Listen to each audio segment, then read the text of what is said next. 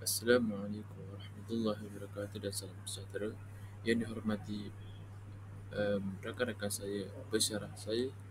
Nama saya Muhammad Azmi Khairul Azmi dari kelas PPS 13 dan pada hari ini saya akan membentangkan topik yang bertajuk kepentingan dan pelaksanaan saringan kesihatan mata dalam program pendidikan KAS. Tajuk ini dipilih merupakan kerana isu kesihatan mata merupakan antara aspek yang penting uh, sering diabaikan, malahan ia memainkan peranan penting dalam kejayaan akademik serta kesejahteraan murid berkeperluan khas ini. Menurut Kementerian Pendidikan Malaysia pada 2022, penilaian kesihatan mata adalah keperluan asas dalam pendidikan murid uh, berkeperluan pendidikan khas. Untuk memastikan murid-murid ini menerima pendidikan yang inklusif serta efektif. Oleh itu, pembentangan ini akan menguraikan konsep kepentingan dan jenis-jenis ujian, peranan guru serta pakar kesihatan dan akhirnya beberapa cabaran serta cadangan penambahbaikan terhadap pelaksanaan penilaian kesihatan mata di sekolah. Untuk memulakan perbincangan pada hari ini, mari kita fahami maksud penilaian kesihatan mata. Apa itu penilaian atau pemeriksaan mata? Pemeriksaan mata ialah satu proses menyeluruh yang dilakukan oleh pakar mata atau optometris untuk menilai tahap penglihatan dan kesihatan struktur dalaman mata. Pemeriksaan ini penting walaupun tidak mengalami sebarang simptom sakit dan banyak lagi kerana penyakit mata bermula secara senyap tanpa rasa sakit.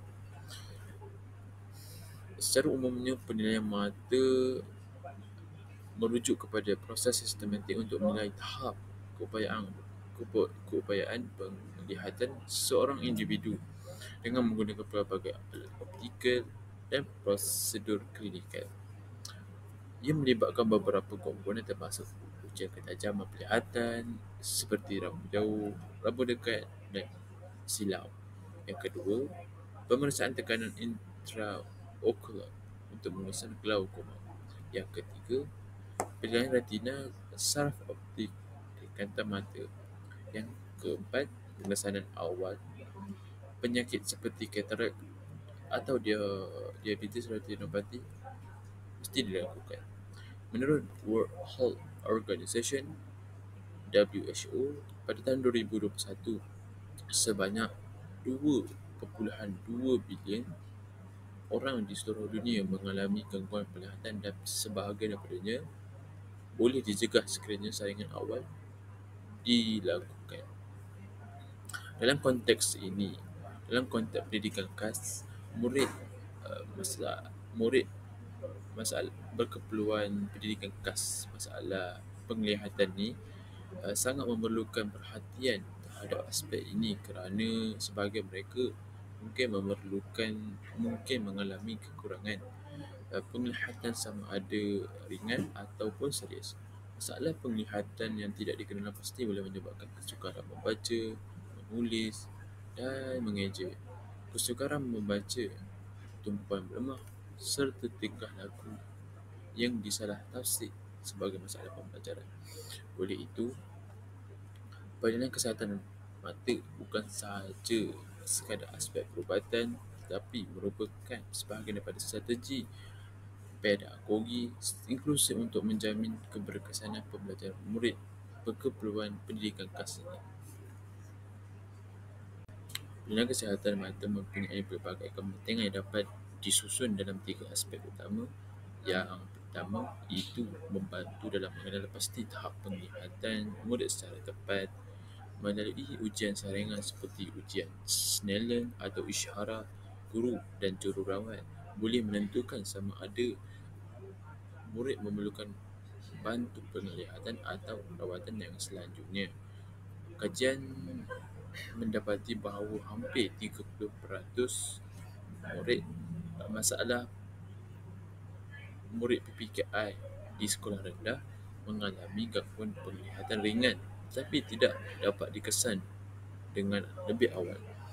Kedua, penilaian ini boleh membolehkan guru merancang strategi intervensi pembelajaran yang bersesuaian. Sebagai contoh, murid yang harapan jauh boleh ditempatkan di barisan hadapan, manakala murid buta warna mungkin dibimbing menggunakan bahan pembelajaran dengan kontras warna yang sesuai. Ini selaras dengan prinsip Universal Design of Learning, iaitu UDL, iaitu yang menekankan keperluan akses pendidikan kepada semua. Ketiga, itu ia juga menyumbang kepada kesejahteraan menyeluruh kepada murid, iaitu murid dapat melihat dengan baik. Murid yang dapat melihat dengan baik akan lebih aktif, yakin dan mampu berinteraksi secara sosial dengan rakan sebaya dalam jangka masa yang panjang.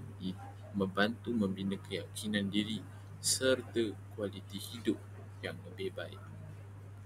Maka jelaslah bahawa penilaian kesihatan bukan sahaja bertujuan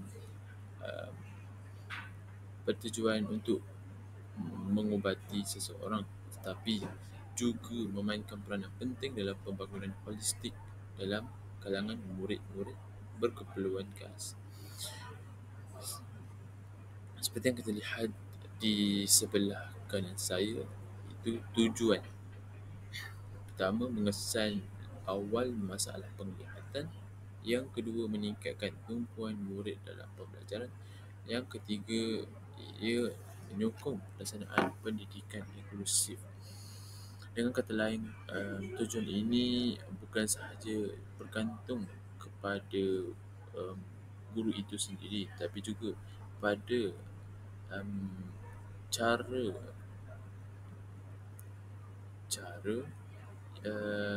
untuk meningkatkan keyakinan murid dalam konteks pendidikan khas. Seterusnya, kita lihat pada konsep saringan dan pelaksanaan kesihatan mata di sekolah. Saringan bermaksud proses mengenal pasti penyakit kepada dalam setiap individu yang berisiko mengalami masalah penglihatan. Kesihatan mata walaupun belum menunjukkan sebarang simptom yang jelas. Di sekolah, program ini dilaksanakan melalui kerjasama antara KPM, Kementerian Pendidikan Malaysia, dan KKM, Kementerian Kesihatan Malaysia, di bawah program kesihatan sekolah. Biasanya pemeriksaan dilakukan oleh jururawat kesihatan sekolah sekurang-kurangnya sekali setahun dengan bantuan guru PPKI yang mengenal pasti murid-murid yang berisiko. Proses saringan ini melibatkan beberapa langkah utama, iaitu nombor 1, pemeriksaan visual menggunakan carta Snellen, dan yang kedua, ujian buta warna menggunakan kad isyarat. Yang ketiga iaitu rujukan kepada klinik kesihatan sekiranya masalah dikesan, yang melalui pendekatan ketiga langkah proses saringan yang saya sebut sebentar tadi.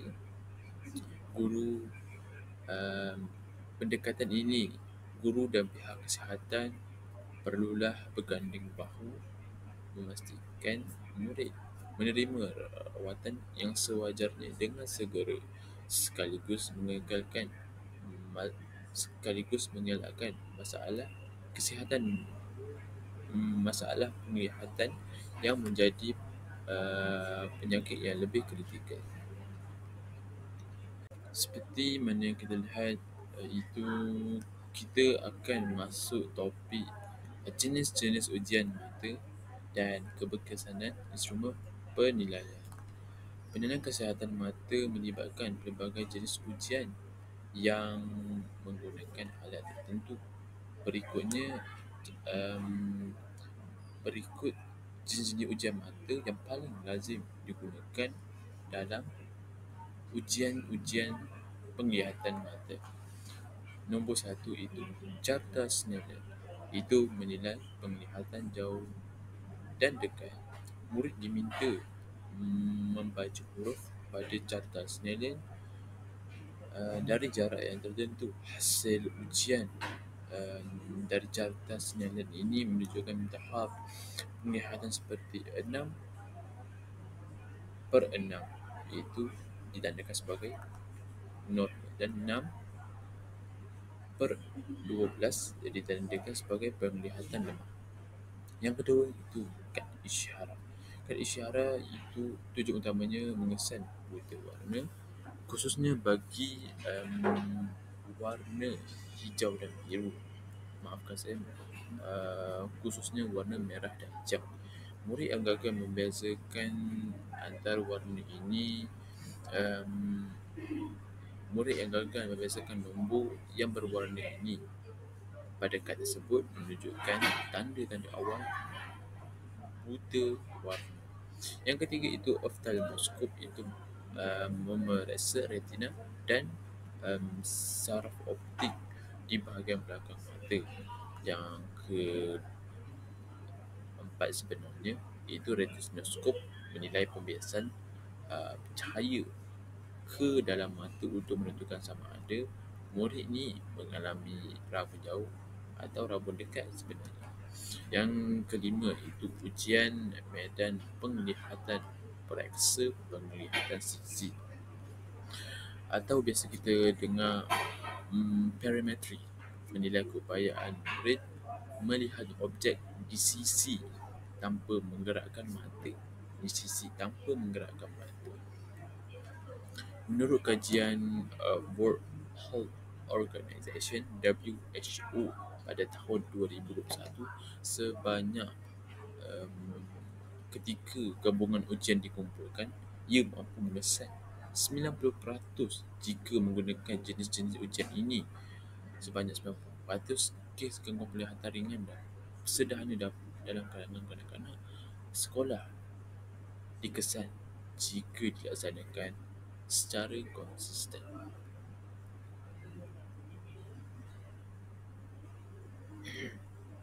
Instrumen yang digunakan, keberkesanan instrumen penilaian digunakan sangat memainkan peranan penting dalam memastikan keputusan saringan adalah sahih dan boleh dipercayai. Kualiti alat seperti carta Snellen atau kad isyarat perlu dipastikan standard ini dan dikalibrasi dengan betul. Maksudnya mesti mengikut aspek-aspek dan kriteria yang patut diikuti. Kajian menunjukkan bahawa ketepatan alat ujian yang tinggi mampu mengurangkan kesilapan diagnosis sehingga 25%, sangat banyak. Selain itu, pemilihan alat juga perlu mengambil kira dalam faktor keselesaan murid juga. Sebagai contoh, bagi murid autism, penggunaan alat dengan warna cerah dengan bentuk mesra kanak-kanak boleh membantu mengurangkan tekanan semasa ujian dijalankan. Dengan kata lain, keberkesanan instrumen penilaian ini bukan sahaja bergantung pada teknikal, tetapi juga pada cara penggunaan dalam konteks pendidikan khas. Seterusnya, mari kita lihat dalam peranan guru pendidikan khas. Guru pendidikan khas memainkan peranan yang amat penting sebagai penghubung pertama antara murid, keluarga dan pihak kesihatan. Menurut Kementerian Pendidikan Malaysia (KPM) pada tahun 2022, guru pendidikan khas perlu peka terhadap tanda-tanda awal gangguan penglihatan dalam kalangan murid, seperti murid yang sering menulis terlalu dekat, suka membaca tulisan kecil atau kerap menggosok-gosok mata. Apabila tanda ini dikesan, guru harus segera melaporkan dan memberitahu kepada ibu bapa tentang kejadian yang dilakukan oleh murid tersebut, serta menasihati mereka untuk membawa anak mereka untuk menjalani pemeriksaan mata untuk berjaga-jaga agar terkena atau anak mereka mempunyai masalah penglihatan. Di pihak lain, of di pihak lain pakar oftalmologi dan optometris pula bertanggungjawab menjalankan pemeriksaan secara terperinci, memberikan rawatan dan menyediakan laporan kesihatan untuk rujukan sekolah. Kerjasama ini penting bagi menasihati pendekatan intervensi dan pengajaran dapat disesuaikan dengan keadaan murid itu sendiri. Peranan pakar kesihatan perlulah menjalankan ujian lanjut dan rawatan yang susulan yang berterusan dan memberi laporan klinikal kepada pihak sekolah untuk mengetahui status-status penglihatan murid ini. Kerjasama ibu dan bapa perlulah ditekankan kerana galakkan pemeriksaan berkala di rumah sangat penting juga selain di sekolah. Sumbangan masyarakat terhadap kesedaran kesihatan mata sangat digalakkan kerana boleh membantu beberapa murid masalah pendidikan khas dalam pembelajaran mereka.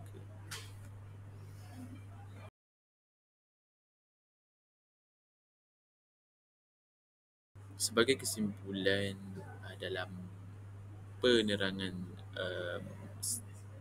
sebentar tadi, penilaian kesihatan mata merupakan komponen utama dalam menjamin akses pendidikan yang adil dalam kalangan murid dan inklusif kepada murid pendidikan khas masalah penglihatan.